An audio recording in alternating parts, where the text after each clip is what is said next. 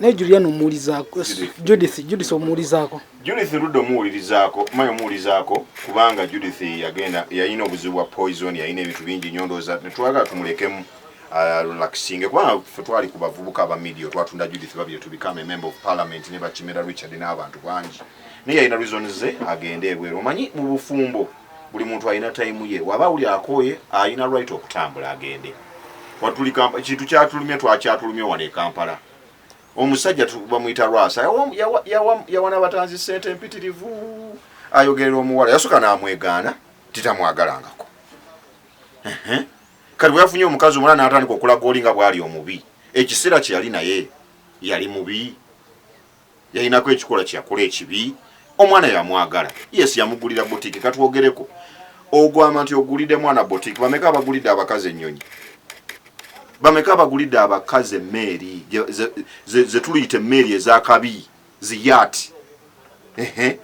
ne bagenda bano ba Abramovich aba Chelsea bagulidde bakazi ne banova ba Stallone Sylvester Stallone bani banti bagenze kati gobo okozeewo botiki njagala mbuuzeeko waba yamukolera botiki yenkanawo bunene yekananga Shoprite nti eringa Woolworth aleko omwana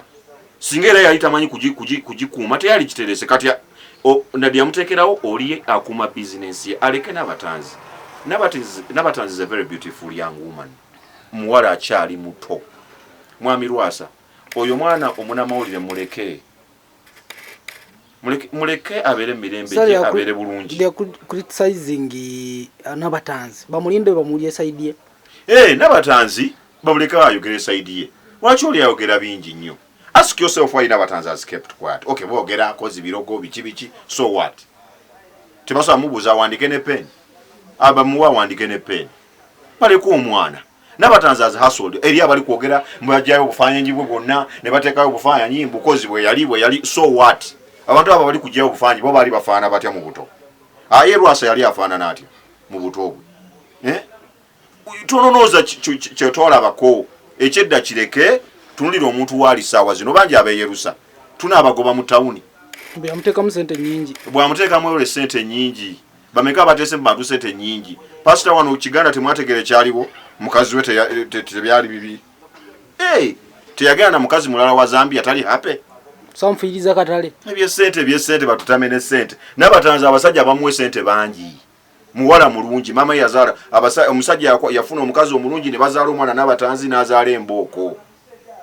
omuwala omulungi even me have a very beautiful daughter of mine obonyonyeza choice y'omukazi n'akuzaalira omwana omulungi let that man leave that girl abantu banje kati Rwasa banje abegomba Nabatanzi kikyatayina west kiria amaaso kiria glory tala mwana mweru ali kiria kikyo yagala ku Nabatanzi kati sazo omuleke naye wafunye omulala emboko genda n'emboko yo lekera abasajja ala bafune emboko ya Nabatanzi mama ono nelinya tulekemu naawe tutegeza byayogera mulimesa hayagala mulemesa ya namulebako ali mubeerako yamusookako yamuzaala abazadde ba Nabatanzi lwaki basirise lwaki adibula ekitiibwa ky'omuwala mbuyagana okumuzaalira oli ayagala okuzaala saawa zino buli muntu abeera ne pulaani ye Nabatanzi waba ayagala kuzaala ku myaka 4 onaamukaka azaale nga kyali muto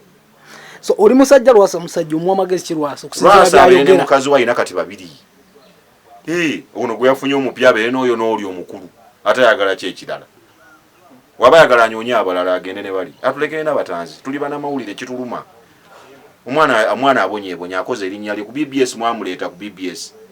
naye era ne ku BBS akoze nnyo okubanga erinnya lye liweeriri kati akyo yagala yonone erinnya ly'omwana mu lunaku lumu ebintu ebyo nze sibyagala amekeza erinnya ly'ebbanga ddene mwenga abejinja munyize nze foda kinyiza because I also have a daughter Rwasa awulira atya ku mwana w'omuwala nga bamwogerako ebibyo ebyo how does he feel why don't you keep quiet a real man keeps quiet tufunye breakups nyingi tuigo netweralisa mu bantu ye Rwasa wafunako omukisa kati ku mukazi katugambe it happens God forbid if it happens Rwasa Katonda nakeera ku makya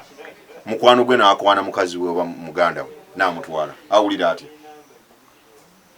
okitegeera ebintu byapeninga mu nsi